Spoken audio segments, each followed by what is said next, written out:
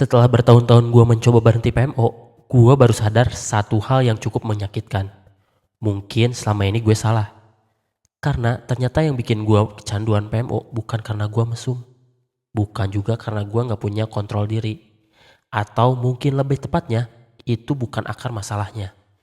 Karena setelah gue pikir-pikir lagi, selama belasan tahun ini, yang gue cari ternyata bukan PMO. Yang gue cari adalah sesuatu yang bisa bikin gue berhenti merasakan apa yang lagi gue rasakan.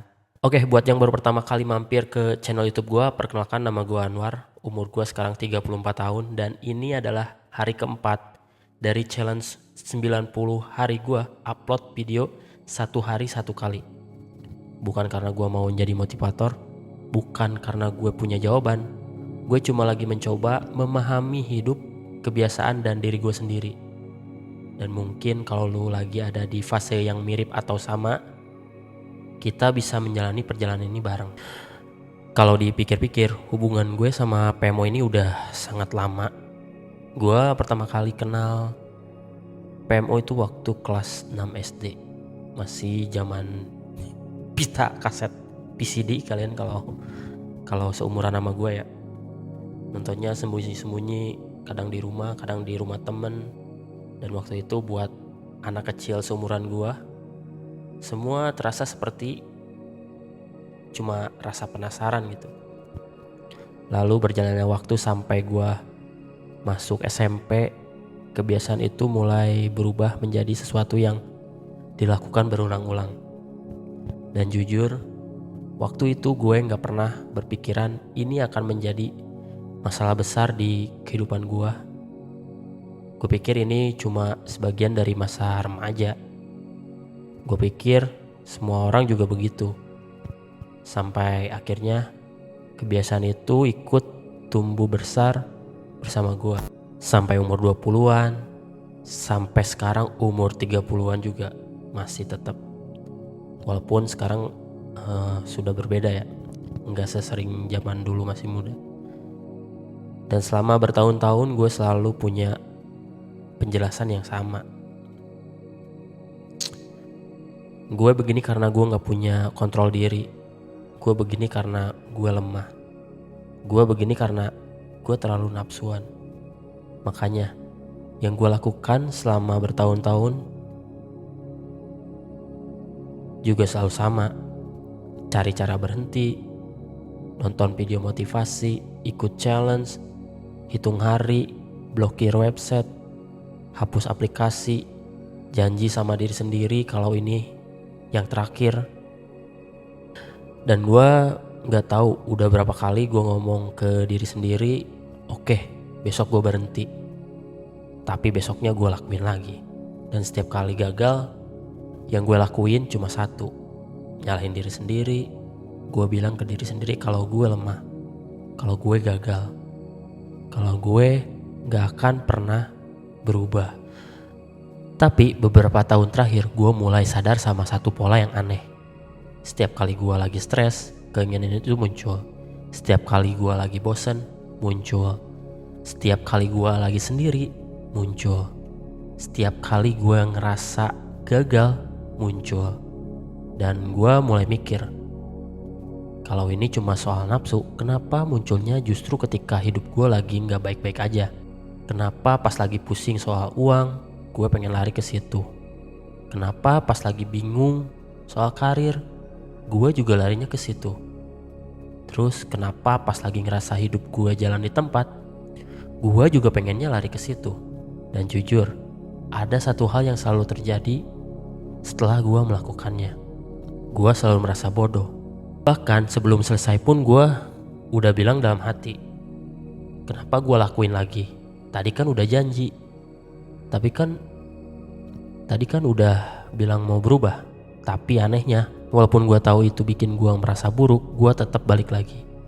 Dan yang paling bikin gue mulai curiga, jangan yang selama ini gue cari bukan PMO. Dan jujur aja, bagian ini cukup meyakinkan buat gue akui.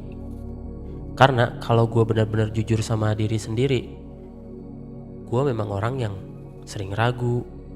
Gue susah menentukan pilihan.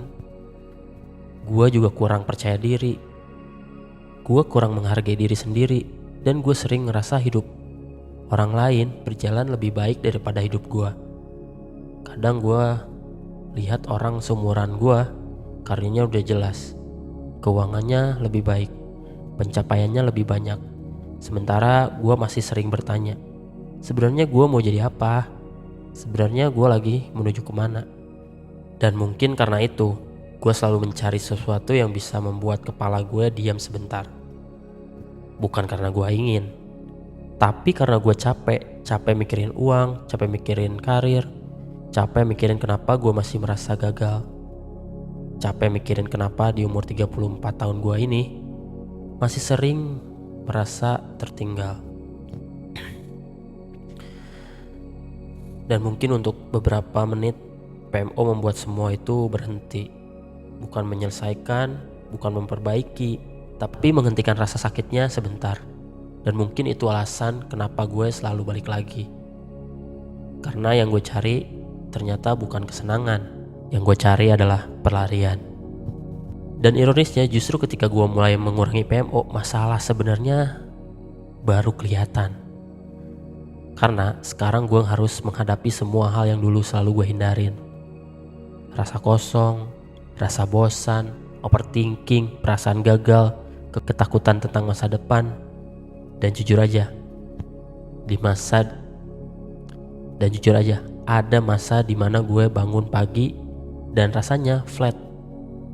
Nggak sedih, nggak senang, nggak ada semangat, kayak hidup cuma berjalan aja. Dan itu jauh lebih menakutkan daripada yang gue bayangkan. Karena ternyata yang paling sulit bukan berhenti dari kebiasaan buruk. Yang paling sulit adalah duduk sendirian dengan diri sendiri. Duduk dengan pikiran sendiri. Dan menerima bahwa mungkin selama ini yang gue hindari bukan PMO, tapi hidup gue sendiri. Makanya belakangan ini gue lebih sering suka jalan sendiri. Lebih suka tempat sepi. Lebih suka duduk dan mikir. Karena untuk pertama kalinya gue mencoba untuk enggak langsung lari ketika kepala gue mulai berisik. Dan mungkin ini alasan sebenarnya kenapa gue mulai challenge 90 hari ini. Bukan untuk membuktikan kalau gue bisa berhenti PMO. Bukan untuk membuktikan kalau gue kuat. Tapi karena jujur aja, gue capek hidup dalam keraguan, capek merasa gagal, capek merasa hidup gue jalan di tempat. Dan gue berpikir, kalau gue bisa konsisten melakukan satu hal selama 90 hari, kalau gue bisa berhenti lari selama 90 hari, mungkin gue bisa menemukan sesuatu. Bukan tentang PMO, bukan tentang kesuksesan, bukan juga tentang diri gue sendiri. Dan kalau lo lagi nonton video ini, ternyata lo ngalamin hal yang sama atau mirip, mungkin kita gak sedang menjalani perjuangan yang berbeda. Mungkin kita cuma sama-sama sedang belajar menghadapi diri sendiri. Sampai ketemu di hari ke-5.